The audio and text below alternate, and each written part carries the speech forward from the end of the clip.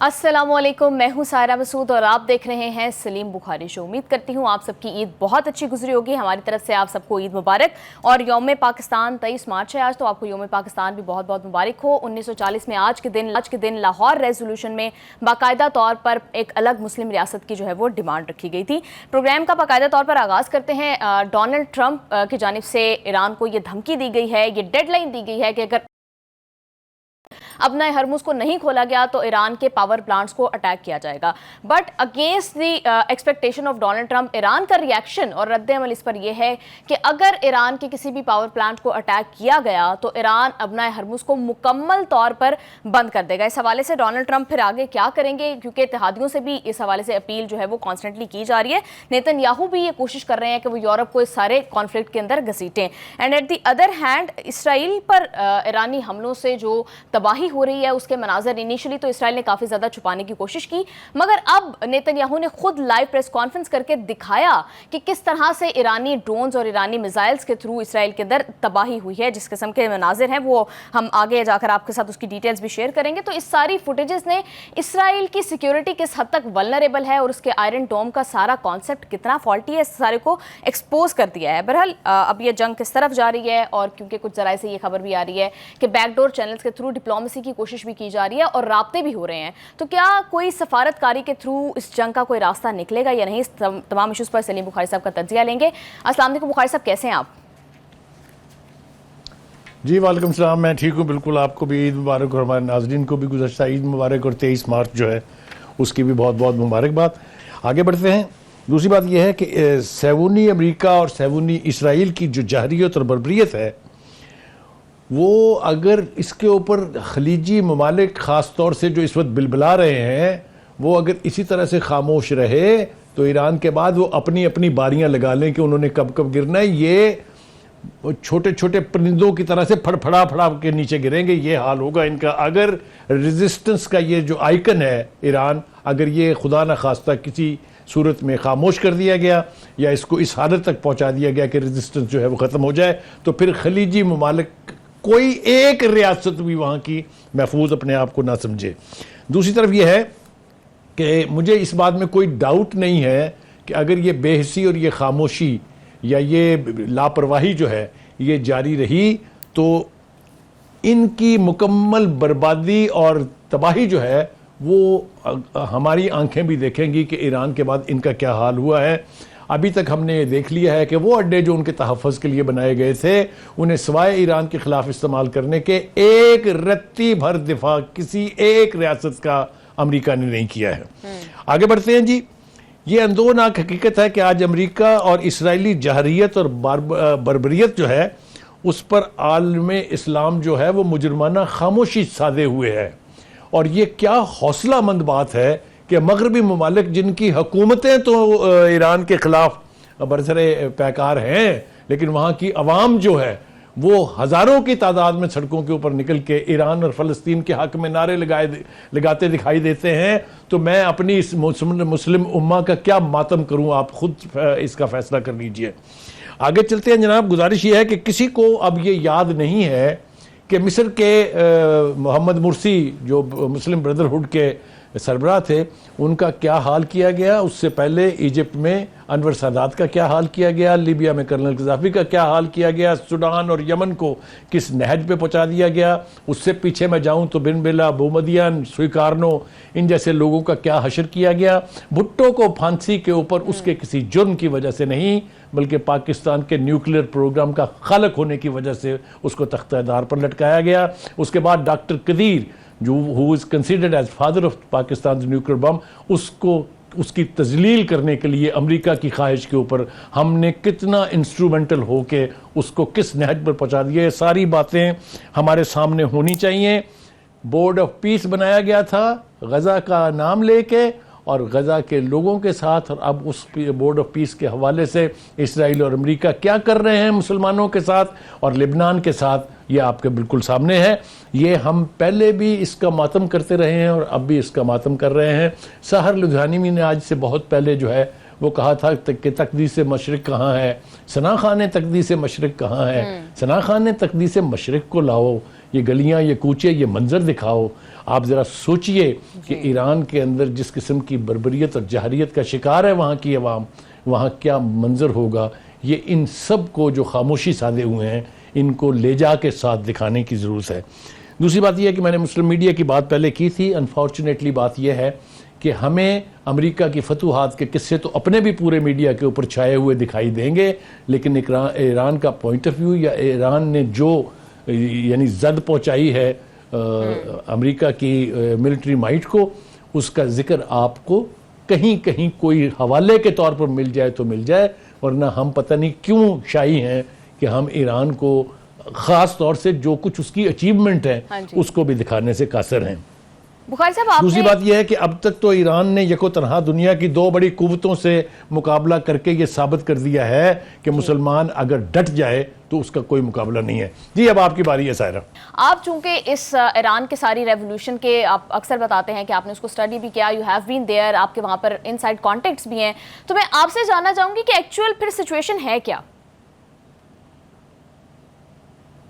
देखिए, मैं एक तो इसके बारे में कोई इबाम मुझे तो खैर कभी भी नहीं था, लेकिन किसी को भी नहीं होना चाहिए कि ईरान जो है वो चाहे वो अल्टीमेटम्स हों ट्रंप के, या चाहे उसके ऊपर चढ़ाई हो, चाहे उसकी फिजाओं में F-35 और F-15 और F-16 उड़ रहे हों, या उसके समुद्रों में उसके करीब अब्राहम लिंकन और जेराल्ड फोर्ड आने की कोशिश करे, आपने देखा कि उन्होंने अपने मुसम्मम इरादे के तहत इन दो बड़े आइकॉनिक जो मिलिट्री माइट्स हैं अमेरिका की, Ibrahim Lincoln and Gerald Ford, वो जख्मी जानवरों की तरह से मैदान छोड़ के भाग गए हैं। एक जाके यूनान में पनाह गुज़ी है जहां उसकी मुरम्मत का काम जारी है, जिसके ऊपर 23 हफ्ते लगेंगे, और एक 750 किलोमीटर दूर वहां से जाके पार्क होके एक डरे हुए यानी फौजी के तौर पे या फौजी कुव्वत के तौर पे वहां बैठा हुआ है कहने। और इसी तरीके से जो F-35 के साथ आप तसव्वुर नहीं कर सकते कि कोई अमेरिकन ये मानने के लिए तैयार होगा कि F-35 को नीचे से फायर करके और गिराया जा सकता है। आप यकीन कीजिए, जो कुवैत के अंदर 3 तैयारे एक साथ F-35 गिरे थे, या जो एक एयरपोर्ट के ऊपर दुबई के अंदर खड़े हुए 5 जो रिफ्यूलिंग प्लेन जो हैं ये तबाह किए गए थे, ये आखिर क्या है? या तो कुदरत मदद कर रही है ईरान की, और या ईरान का वो मुसम्मम इरादा और ना झुकने की रविश है कि इतनी बड़ी मिलिट्री माइट जो है वो अपना सा मुंह लेके वापस चली गई है। आवाजें उठ रही हैं अमेरिका के अंदर से, अमेरिका की सेनेट देख लीजिए, अमेरिका की कांग्रेस देख लीजिए, उसके सेनेटर्स देख लीजिए, उनकी प्रेस कॉन्फ्रेंसेस जो वैसे तो नहीं दिखाई जाती हैं लेकिन सोशल मीडिया के ऊपर मौजूद है। मैंने कहा ना कि ये बदकिस्मती की बात है कि जो नेशनल चैनल्स हैं, चाहे वो मगरिब के हैं चाहे वो मुसलमान मुल्कों के हैं, वहाँ कहीं आपको वो सब कुछ नहीं दिखाया जाता। ये सब कुछ देखने के लिए आप मोहताज हैं सोशल मीडिया के, जहाँ से कभी कभी उठने वाली आवाज़ें हम तक पहुँचती हैं। ये है वो बायस, ये है वो यानी कमजोरी, मैं इसको कहूंगा। वरना ईरान नई इस नस्ल के जंगी महारत कह लीजिए या जंगी स्ट्रेटजी कह लीजिए, एक वो मिसाल कायम कर रहा है जो आने वाले दिनों में मिलिट्री एकेडमीज में और मिलिट्री इंस्टीट्यूट्स में सिलेबस के अंदर पढ़ाई जाएंगी। ये मैं बुखारी साहब, डोनाल्ड ट्रंप धमकियां दे रहे हैं ईरान को कि अगर 48, कल उन्होंने ये धमकी दी थी जो कि आज गालिबन खत्म हो जाएगी रात 4:30 बजे के करीब, उन्होंने ये धमकी दी थी कि अगर 48 घंटों में अपना हरमुज को नहीं खोला गया तो ईरान के पावर प्लांट्स को अटैक करेंगे। जिसके जवाब में और जिस पर ईरान का ये रद्द-ए-अमल है कि अगर ईरान के किसी पावर प्लांट को अटैक किया गया, उसको हिट किया गया, तो ईरान अभी तो कंट्रोल्ड पैसेज अलाउड है अपना हरमुज से, अगर ऐसा किया गया तो ईरान मुकम्मल तौर पर अपना हरमुज को बंद कर देगा। आगाज से जंग के डोनाल्ड ट्रंप ये धमकियां देते रहे हैं बार बार, कभी किसी तरीके से कभी किसी तरीके से, लेकिन अब तक अपना हरमुज को नहीं खुलवा सके हैं। अगर वो ईरान के पावर प्लांट्स को अटैक कर भी देते हैं, क्या ईरान तब भी अपना हरमुज खोलेगा? देखिए, पहली बात तो यह है कि बिल्कुल आपने ठीक कहा कि अगर उनकी धमकियों का शुमार किया जाए तो मेरे ख्याल से इतने घंटे जंग को शुरू नहीं हुए हैं जितनी धमकियां उन्होंने दी थी, और एक के बाद दूसरी वापस जूते की तरह से उनके मुंह पर पड़ती रही है। अगर आपको मैं याद दिलाऊं, और यही हाल उनके दावों का भी है। क्या उन्होंने नहीं कहा था कि उन्होंने पिछली जो गुज़श्ता साल जून की जो जंग थी उसके अंदर ईरान की न्यूक्लियर पावर को मुकम्मल तौर पे ख़त्म कर दिया था? क्या उस ढीठ शख्स को शर्म नहीं आई फिर ये कहते हुए कि ईरान जो है वो बम बनाने से 1 हफ्ता पीछे था? मुझे बताएं, which part of that gentleman statement should we trust? तो इतना बड़ा रेडिकल झूठ बोलने वाला बंदा जो है, उसको तो अब उसकी कौम नहीं मानती है। हम यहां बैठ के पता नहीं क्यों उसकी हर बात जो है उसको तस्लीम करने के ऊपर तुले रहते हैं। हमसे हमारी मुराद आप समझ ही गई होंगी मैं क्या कह रहा हूं।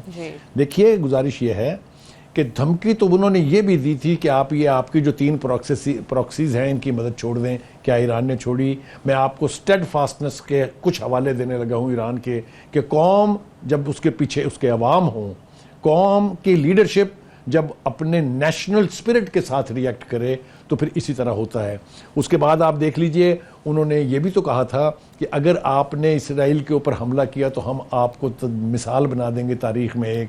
इसराइल के लोगों से पूछिए जाके कि जंग किसको कहते हैं। मुसलमान ममालिक तो जंगों के आदी रहे हैं हमेशा से, चाहे वो उनकी फतूहात के सिलसिले हों जब इस्लाम जो है वो फैल रहा था, और चाहे उनके दिफा की दास्तानें हों। मुसलमानों के तो आपको बहुत सारे हौसले मिल जाएंगे, लेकिन आप जरा इसराइल के नेतन्याहू से पूछिए जो कल मिसालें दे दे के फुटेज, वैसे तो फुटेज दिखाने के ऊपर पाबंदी है, क्योंकि ताकि इसराइली कौम जो है और अमेरिकी कौम जो है वो कहीं उनके हौसले पस्त ना हो जाएं। लेकिन कल खुद नेतन्याहू जो है वो ईरान की जो एडवांटेज है, ईरान की जो कुव्वत है, उसके मुजाहरों के सबूत पेश कर रहा था। अपना अपना अपना पॉइंट ऑफ व्यू जो है बताने के लिए।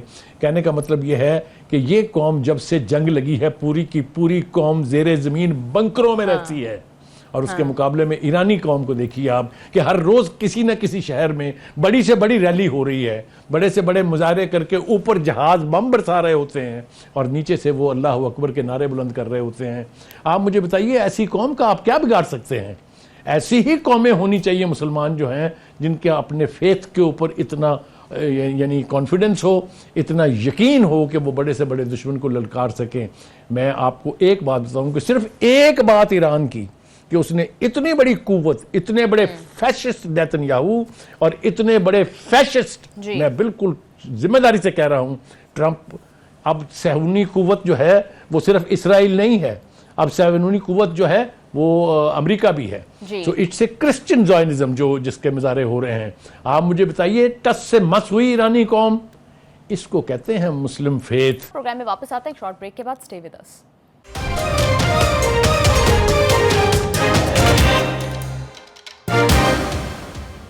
Welcome back to the show. Ji Bukhari साहब, एक तरफ तो डोनाल्ड ट्रंप ये धमकियां दे रहे हैं कि मैं अपना हरमुज को खुलवाने के लिए बड़े बड़े दावे कर रहे हैं, फौजी ऑपरेशंस के ऊपर गौर खौज कर रहे हैं। दूसरी तरफ वो कह रहे हैं कि अपने हरमुज से हमारा तो सिर्फ 1% तेल गुजरता है, तो जो मुल्क इसको इस्तेमाल करते हैं वो इसको खुलवाने के लिए ऑपरेशंस करें। तो डोनाल्ड ट्रंप की अमेरिका के लाइन ऑफ एक्शन है क्या? देखिए, मैं आपको जिम्मेदारी से ये कह रहा हूं कि ये जो आबनाए हुर्मुज़ है, ये अमेरिका की नेवी की ख़ास तौर से और एयरफोर्स, और अगर उन्होंने गलती कर दी कहीं ट्रूप्स लैंड कराने की, फुट सोल्जर्स अगर आ गए, क्योंकि उसकी तरफ इशारा यही है कि वो जब आएंगे तो उतरेंगे आबनाए हुर्मुज़ के किनारे पर, तो ये कब्रिस्तान बनेगा अमेरिकी फ़ौजियों का। ये मेरी बात आप लिख लीजिए। मैं ये बिल्कुल नहीं कह रहा हूँ कि ईरान को कोई नुकसान नहीं पहुँचेगा। ईरान की तबाही का अमल तो जारी है, लेकिन उस तबाही के अमल ने ना उनके हौसलों को तोड़ा है, न उनकी हिम्मत को तोड़ा है। हर गुजरते दिन के साथ उनका रिजॉल्व जो है उससे बेहतर होता जा रहा है। मैंने अपने एक प्रोग्राम में ये कहा था कि आप अगर टॉप लीडरशिप, जो विजडम की लीडरशिप होती है, जो एक्सपीरियंस लीडरशिप होती है, जब आप उसको एलिमिनेट करते हैं तो दुश्मन को खुश नहीं होना चाहिए, क्योंकि उसके नीचे से जो लीडरशिप आएगी वो एक तो नौजवानों पर मबनी होगी, और दूसरी बात यह कि नौजवानों के जज्बा हुर्रियत को रोकना, फिर ना उसको एटम बम रोक सकता है, ना उसको अब्राहम लिंकन रोक सकता है। ये हकीकत आहिस्ता आहिस्ता अमेरिका, इसराइल को तो खैर पहले से समझ है, और बाकी मगरबी ममालिक को भी समझ आ रही है कि you can not dictate your terms to Iran, you have to go and talk to them. ये आबनाए हुर्मुज़ खुलाने की धमकी पहली नहीं है। ये आबनाए हुर्मुज़ खुलवाने के लिए जो मैक्सिमम कुव्वत थी नेवल अमेरिका की, उसको लाया गया यहाँ, और फिर जिस तरीके से वो दुम दबा के भागे हैं, ये पूरी तारीख पर है। ये तो पूरा कुछ वीडियोस के ऊपर मौजूद है। पूछिए, मुझे पूछ के बताइए ट्रंप से कि ट्रंप साहब, वो किधर है आपका इब्राहिम लिंकन, वो किधर है आपका जेराल्ड फोर्ड, जिसके बारे में सोचा जाता था ये कि जिस तरफ को रुख कर दें वहां पर जो है वो फतूहात के सिलसिले जो हैं वो अनफोल्ड होना शुरू हो जाते हैं। तो credit goes to Iranian navy कह लीजिए, या ईरानियन रिजॉल्व कह लीजिए, या ईरानियन मिसाइल कह लीजिए, जिसने इस आबनाए हुर्मुज़ के ऊपर ईरान का कंट्रोल साबित कर दिया है। और अब उस धमकी के जवाब में जो ईरान ने कहा है, जरा उस मंजरनामा के लिए आप तैयार होइए कि उन्होंने कहा कि पहले तो हमने पार्शियल बंद की थी, अब हम मुकम्मल तौर पे बंद कर देंगे, करना है जो कर ले मिस्टर ट्रंप। जी बिल्कुल बुखारी साहब, जब ईरान ने पार्शियली बंद की है तो ऑलरेडी तेल की कीमतें पूरी दुनिया के अंदर बहुत ज्यादा इंक्रीज हो रही हैं, तो अगर ईरान मुकम्मल तौर पर स्ट्रेट ऑफ हॉर्मुज को बंद कर देता है तो फिर पूरी दुनिया की एनर्जी मार्केट के ऊपर, ऑयल मार्केट के ऊपर क्या इसका एनर्जी क्राइसिस डेवलप हो सकते हैं और फिर रिसेशन आ सकती है, जिसका असर तमाम तर लाइफ के एस्पेक्ट्स के ऊपर आएगा। महंगाई बढ़ेगी, बेरोजगारी बढ़ेगी, पॉवर्टी बढ़ेगी। देखिए ये सायरा, मैं आपकी बात टोक रहा हूं, ये दूसरा वाकया है कि इकोनॉमिकली क्रिपल करने की जो मिसाल है वो कायम हो रही है। I will take you back to 1967 war, जब भुट्टो की प्रपोजल के ऊपर अरब दुनिया ने और ख़ास तौर से खलीजी ममालिक ने ऑयल एम्बार्गो इम्पोज किया था। The entire world and particularly the western world, they came to their knees. आपको मैं आई विश कि I could recall, I wish कि हमारे नेशनल मीडिया के लोग आर्काइव से वो फुटेज निकाल के दिखाएं कि क्या हुआ था उस वक्त। तो कहने का मतलब यह है कि after that oil embargo, this आबना हुर्मस क्लोजर जो है स्टेट ऑफ हुर्मस का, ये एक दूसरी मिसाल बनने जा रहा है कि अगर आप सही स्ट्रेटजी से काम लें, अगर आपका विजन क्लियर हो कि आपने दुश्मन को जख्म पहुंचानी है, तो फिर इस तरह के फैसले करने चाहिए। आबना हुर्मुज़ बंद होने के तसव्वुर से वेस्ट जो है वो कांप रहा है, जापान जो है वो चिल्ला रहा है। इसीलिए जिन मगरबी ममालिक ने अमेरिका के साथ ताउन करने से इनकार किया, उनको ये पता था कि अगर ये बंद हुआ तो हमारे साथ क्या होगा। जी बुखारी साहब, मुझे ये बताइएगा कि जिस तरह से हमने देखा कि अभी स्ट्रेट ऑफ हॉर्मुज़ बंद है, हम डिस्कस कर रहे हैं कि पूरी दुनिया के ऊपर उसके क्या इम्पैक्ट्स हो रहे हैं। अमेरिका ये दावा करता है कि उसका तो सिर्फ 1% तेल वहाँ से गुजरता है, तो जो कंट्रीज ज़्यादा इम्पैक्ट हो रही हैं, जिस तरह से चाइना है या बाकी दीगर कंट्रीज़ हैं, वो उस तरह से रोल प्ले नहीं कर पा रही हैं, चाहे वो यूरोपियन कंट्रीज़ हैं, जिस तरह से बाकी खित्ते के ममालिक हैं जो मेनली इफेक्ट हो रहे हैं, वो उस तरह से किरदार अदा नहीं कर पा रहे हैं इस जंग को ख़त्म करने के लिए, और अब तक ये बढ़ती जा रही है, फैलती जा रही है। तो क्या बाकी ममालिक वेट कर रहे हैं कि इस जंग में अमेरिका को और इसराइल को शिकस्त हो ताकि पूरी दुनिया का वर्ल्ड ऑर्डर तब्दील हो और उनके लिए कोई स्पेस बन सके? देखिए, आपने ना मेरी दुखती रग छेड़ दी है, अब आप मुझे रोकिएगा नहीं। देखिए, ये तस्वुर है, ये एक सोच है कि चाइना और रूस, दो बड़ी आलमी कुव्वतें जो हैं, वो किसी न किसी तरीके से ईरान की मदद कर रही हैं। मैं इससे इनकार नहीं करता हूं, लेकिन वो स्टेज गुजर गई है जब आपको दरपर्दा सपोर्ट करनी होती है किसी की। आप जरा अमेरिका की और वेस्टर्न ममालिक की इमदाद इसराइल के हवाले से जरा उसका कंपैरिजन करके देखें। किसी ने कहा कि इसराइल जो है वो एग्रेसर है, किसी ने कहा कि अमेरिका ने जारहियत का इर्तिकाब किया है, सब आंखें बंद करके उनके साथ हैं। इसी तरीके से मेरा मुतालबा है ये मैं समझता हूं कि वक्त की पुकार है कि चीन और रूस अब अपने उस पर्दे से बाहर निकल आए, क्योंकि अगर खुदा ना खास्ता Iran dooms, then Russia and China in this entire region Doom.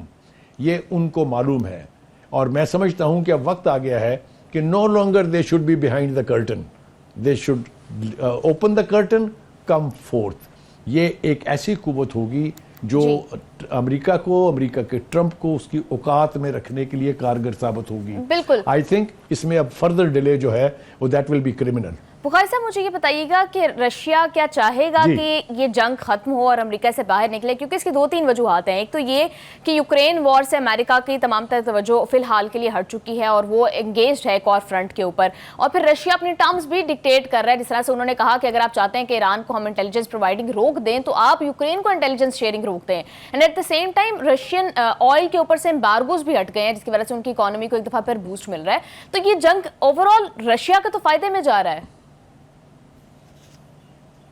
देखिए, ये बहुत मामूली फायदा है और ये बहुत आर्जी फायदा है, ये लॉन्ग लास्टिंग नहीं है। मैं आपको बिल्कुल ईमानदारी से अर्ज करूं कि ये मेरे ख्याल से मुझे तवक्को है ये कि वहाँ की लीडरशिप जो है वो इसके ऊपर ज़रूर गौर व गौस कर रही होगी, क्योंकि बहुत ज़्यादा अब वक्त नहीं है। I think this is about the time that they should come fourth, जैसा कि मैंने पहले कहा है। और अगर ऐसा ना हुआ तो उसमें नुकसान भी मैंने बता दिया पहले कि चाइना और रशिया का ही होगा, क्योंकि वो इस खित्ते से फिर एलिमिनेट हो जाएंगे।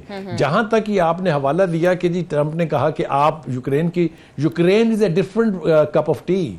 Ukraine war has not started with Iranian war, that was already there for last 2, 3, 4 years। And उसके बारे में भी अब ट्रंप और यूरोप के बीच इख्तलाफात हैं।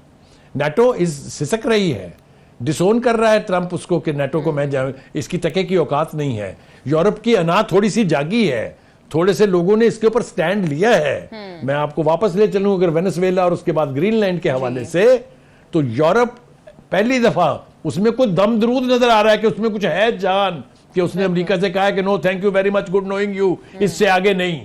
तो अगर ये सूरत हाल भी हुई तो उससे भी अमेरिका कमजोर होगा और यूरोप और रशिया बिल आखिर मिल बैठेंगे। I tell you very honestly, ये अमेरिका है जिसकी वजह से रूस और यूक्रेन का मसला हल नहीं हो रहा है। यूक्रेन के प्रेसिडेंट 20 मरतबा कह चुके हैं कि वो पुतिन के साथ बैठ के इस मसले को हल करने के लिए तैयार हैं, लेकिन एवरी टाइम अमेरिका की सक्सेसिव लीडरशिप ने और ट्रंप ने इस प्रोसेस को रोकने की भरपूर कोशिश की है। जी, प्रोग्राम में वापस आते हैं शॉर्ट ब्रेक के बाद, स्टे विद अस।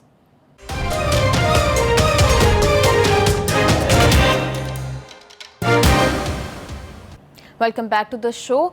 इसराइल और अमेरिका जिस तरह से प्रोपेगेंडा कर रहे हैं कि अब ईरान से पूरे यूरोप को खतरा है, और इस हवाले से भी प्रोपेगेंडा किया जा रहा है कि ईरान ने डिएगो गार्सिया में जो है वो मिसाइल हमले किए। जी बुखारी साहब, आपने देखा कि एक तो वो ये इस बात का प्रोपेगेंडा कर रहे हैं कि ईरान ने डिएगो गार्सिया पर हमला किया है, जो कि ऑलमोस्ट ईरान से 4000 किलोमीटर दूर है। तो फर्स्ट ऑफ ऑल ईरान की जो डिक्लेयर्ड मिसाइल रेंज है वो ऑलमोस्ट 2000 के करीब है।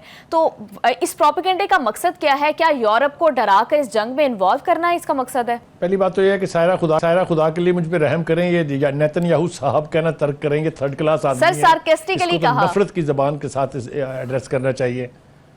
नहीं, वो मैंने कहा मैं करेक्ट कर दूं आपको। देखिए, गुजारिश ये है, ये इतना बड़ा झूठा, घटिया और जगलर आदमी है। इसने 2 काम किए हैं, और ये सिर्फ इसराइल जैसा घटिया मुल्क और ये नेतन्याहू जैसा घटिया इंसान कर सकता है। इसने कुछ खलीजी रियासतों के ऊपर खुद मिसाइल फेंक के मुसलमान ममालिक की ईरान के साथ लड़ाई करवाने की बाकायदा साजिश की है। आप यकीन रखिए कि ईरान की तरफ से ये ऐलान किया गया, बाकायदा फ़ोन करके उन ममालिक की लीडरशिप को कहा गया कि ये हमने नहीं किए हैं। इसी तरीके से उन्होंने डिएगो गार्सिया के ऊपर होने वाले अटैक को बिल्कुल डिसोन किया है। ईरान ने कैटेगोरिकली कहा है कि ये हमारा नहीं है। ये यही घटिया शख्स कर रहा है ताकि दुनिया को ये साबित किया जाए कि देखें ईरान कहां पहुंच रहा है। देखिए, 2-3 बातें यही हरकत उन्होंने बरतानिया के बारे में भी की।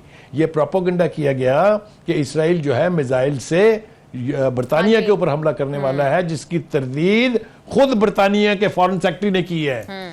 जिसकी तरदीद वहां से आने के बाद पता चला कि ट्रंप और नेतन्याहू मिलके कितना घनौना और कितना घटिया खेल खेल रहे हैं।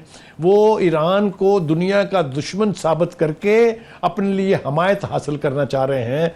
लेकिन मैं आपको वसूख से ये कहता हूं कि अगर ये खलीजी ममालिक जिनके ऊपर हमले हुए हैं और डिएगो गार्सिया के जो लोग हैं, अगर चाहें तो सैटेलाइट इमेजेस से पकड़ा जा सकता है कि ये मिसाइल किस तरफ से और कहां से फायर हुआ था।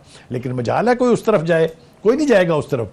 कहने का मतलब यह है कि ये जो जगलरी की जा रही है, ये जो घटिया स्ट्रेटजी करके ईरान की दुश्मनी में इजाफा करने की कोशिश की जा रही है, ये अपनी इन कोशिशों में नाकाम होंगे। जैसा कि बरतानिया ने एक मिसाल पैदा की है। असल तकलीफ उनको क्या है? उनको तकलीफ ये है कि एक के बाद दूसरा मगरबी मुल्क जो है वो ईरान की इस वॉर को डिसोन कर रहा है। Start with Canada, and I can name at least 12 countries. Spain उसमें शामिल है, खुद बरतानिया पहले उसमें शामिल था जिसने कहा था ये हमारी जंग नहीं है, खुद मैक्रोन उसमें शामिल है जिसने कहा था this is not our war. तो कहने का मतलब यह है कि उनको थरथल्ली मच गई वहां के ऊपर कि ओ ये तो हमारे साथी एक एक करके जा रहे हैं। तो ये इस किस्म का घटिया प्रोपेगेंडा जो है, इसकी बस सिर्फ आपको मिसाल मिलेगी हिटलर के दौर में, जब होलोकॉस्ट हो रही थी इन्हीं बेशर्म बेगैरत सहूदियों के साथ, बेहया बेशर्म यहूदियों के साथ। तो उस वक्त सारों की जबानें गूंग थी। ये पूरा अमेरिका, ये पूरा सब कुछ जो है, ये गाने तो गाते हैं उसके, लेकिन किसी ने ये पूछा कि हिटलर क्रिश्चियन था या मुसलमान था?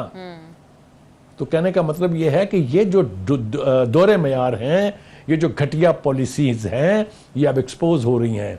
न्यू जनरेशन जो है, जो यंगर जनरेशन है, जो एजुकेटेड जनरेशन है, आपने देखा, मैंने कहा नहीं कि मुसलमान ममालिक तो चुप साधे हुए हैं, कोई एक आधे किसी मजहबी लीडर का एक आधा बयान कहीं यहाँ से आ जाए स्कैन होके हम तक, तो वो अलग बात है, लेकिन अदरवाइज सारे के सारे चुप हैं। ये क्रिमिनल खामोशी जो है, इसके बरअक्स आप ये देखिए, कौन सा शहर है अमेरिका का जहां मुजाहरे नहीं हुए फलस्तीन के और ईरान के हक में? कौन सा मगरबी ममालिक है जहां के लोग जो हैं हजारों नहीं, सैकड़ों नहीं, लाखों की तादाद में बाहर नहीं निकले? अरे सबसे बड़ा तो मुंह के ऊपर यह था कि अमेरिका के अंदर जो ज्यूज बसते हैं, उन्होंने 10-12 हजार की तादाद में बाहर निकल के फलस्तीनियों के हक में और ईरान के हक में नारे लगाए। तो कहने का मतलब यह है, ये इससे खौफजदा है, नेतन्याहू भी खौफजदा है और ट्रंप भी खौफजदा है। इस जंग के हवाले से जो है वो कन्फ्लिक्ट अमेरिका के अंदर से जो है वो तजाद और देखा जा रहा है, कन्फ्लिक्ट ऑफ ओपिनियन देखा जा रहा है। साबिक अमरीकी वजीर दिफा ये कह रहे हैं कि ये जंग अब अमेरिका के और डोनाल्ड ट्रंप के गले की हड्डी बन चुका है और बगैर किसी प्लान के डोनाल्ड ट्रंप इस जंग में कूद चुके हैं, और आयतुल्लाह खामेनी को अटैक करना सबसे बड़ी स्ट्रेटेजिक मिस्टेक थी इस जंग की, क्योंकि इस अटैक ने आयतुल्लाह खामेनी को एलिमिनेट करने ने पूरी ईरानी कौम को मुत्तहिद कर दिया है। देखिए, लियोन पनेटा जैसे लोग जो हैं, पनेटा, ये बड़ी क्रिटिकल दौर के अंदर फॉरेन मिनिस्टर रहे हैं अमेरिका के। उनकी बात जो है उसके अंदर वजन है, और ये दो तरह की तबाही का सामना है नेतन्याहू को। एक तो ये कि उसकी अपनी जो कांग्रेस और उसकी जो सेनेट है, वहां बड़ी बड़ी बुलंद आवाजें और बहुत स्ट्रांग आवाजें जो है वो आ रही हैं, और उससे बड़ी बदकिस्मती उसकी ये है कि उसकी जो अमेरिकन इंतजामिया है, उसके अहलकार जो हैं वो उसके खिलाफ बोल रहे हैं। जिस चीज को छुपाया जा रहा है, और हमारा मीडिया और मुस्लिम मीडिया जो उसके ऊपर चुप है, वो ये है कि जो उसकी अफवाज है उसके अंदर से जर्नैल बोल रहे हैं। आप ये देखिए कि जहां जहां आप, अभी कल का सीन आपको याद है कि वो एक वजीर साहब जो है इसराइल के अंदर किसी शहर में गए थे, वहां एक खातून टकर गई उनको, और क्या उसने किया उस मिनिस्टर के साथ। कहने का मतलब यह है, ये एक तीसरा खौफ है जो नेतन्याहू को और अमेरिका के ट्रंप को खाया जा रहा है कि ये जो इंटरनल आवाजें उठ रही हैं, इसका सामना करना बहुत मुश्किल है। तो इसीलिए मैं बार बार ये कहता हूं कि मुसलमानों उठो और जागो और इत्तेहाद कर लो आपस में। अगर आपने इसराइल की सहूनियत से और क्रिश्चियन सहूनियत से बचना है तो आज आपको एक आवाज होना पड़ेगा। बुखारी साहब, इस जंग में अब इस हवाले से रिपोर्ट्स भी आ रही हैं कि जंग के दौरान अमेरिका और ईरान के दरमियान खुफिया तौर पर राब्ते भी हो रहे हैं। आपको लगता है कि वाकई सफारतकारी का कोई रास्ता निकाला जा रहा है? क्योंकि जिस तरह से हम देख रहे हैं, मिलिटरीली अगर सफारतकारी करनी हो या डिप्लोमेटिक हल निकालना हो तो थोड़ी देर के लिए मिलिट्री ऑपरेशंस को कम, उनकी इंटेंसिटी कम कर दी जाती है, लेकिन अभी हम ऐसा कुछ नहीं देख रहे। ऐसे सिचुएशन में कोई डिप्लोमेटिक सॉल्यूशन इस सारी सूरत से निकल सकता है? देखिए, आपको मैं ईमानदारी से एक बात कहूंगा, और मुझे ये जुर्रत करनी पड़ेगी ये कहने के लिए कि जो बैकडोर डिप्लोमेसी हो रही है उसका 90% पर्पस जो है वो अमेरिका और इसराइल के मुफाद को प्रोटेक्ट करना है। मैं तफसील में जा सकता हूं उसके ऊपर, मैं चैलेंज करता हूं ये कि आप ये देखिए जो करारदादें पास हो रही हैं, चाहे वो सिक्योरिटी काउंसिल है, चाहे वो जनरल असेंबली है, चाहे वो अरब लीग है, जहां जहां से भी आपको आवाज सुनाई देगी वो ये कि ईरान की मजम्मत की जा रही है कि उसने खलीजी ममालिक के ऊपर हमला क्यों किया है। जी, किसी एक बयान में मुझे बताइए जिसने ये कहा हो कि अमेरिका और इसराइल ने ईरान के ऊपर हमला किया, हम उसकी मजम्मत करते हैं। जी बुखारी साहब, ये वेस्टर्न कहीं से मीडिया नहीं से मिलेगा रिपोर्ट्स आपको। आ रही ये है वो तो बायस। ये कहा जा रहा है कि अमेरिका ईरान से यूरेनियम अफजूदगी खत्म करने के साथ साथ 5 साल के लिए मिसाइल प्रोग्राम हॉल्ट करने का मुतालबा कर रहा है। At the same time Iran ये मुतालबा कर रहा है कि उसके तमाम तर मुंजमद असासे वापस किए जाएं और हर्जाना दिया जाए इस जंग का। तो क्या इस सिचुएशन में कोई गिव एंड टेक हो सकता है, क्योंकि दोनों के मुफाद में है ये बात?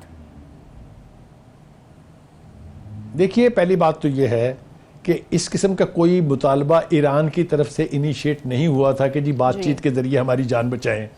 ये जो बैकडोर डिप्लोमेसी है ये अमेरिका के इनिशिएटिव पर हो रही है। ये मैं आपको बिल्कुल ईमानदारी से कह रहा हूं। और दूसरी बात यह है कि जो असासे वहां मुंजमद किए गए हैं वो ट्रंप के बाप के नहीं थे, दे आर ईरानियन एसेट्स। और दूसरी बात यह है कि मैंने कहा कि जो जो धमकी और प्री कंडीशन लगाई जा रही है ईरान उसको मानने के लिए तैयार नहीं है। मिसाइल प्रोग्राम के बारे में आपको पता नहीं क्या स्टेटेड पोजीशन है ईरान की। उनका this is our right of defence. बिल्कुल बिल्कुल बुखारी साहब, महरूम करने का बिल्कुल तसव्वुर आप भी ना ठीक कह रहे करें। हैं। बिल्कुल ठीक कह रहे हैं। उन्होंने अगर तो ईरान किसी ने भी कॉम्प्रोमाइज एक करना होता इन चीजों के ऊपर, चलिए जंग का आगाज हुआ था, ईरान तभी इन चीजों के ऊपर सरेंडर कर सकता था। प्रोग्राम में वापस आते हैं शॉर्ट ब्रेक के बाद, स्टे विद अस।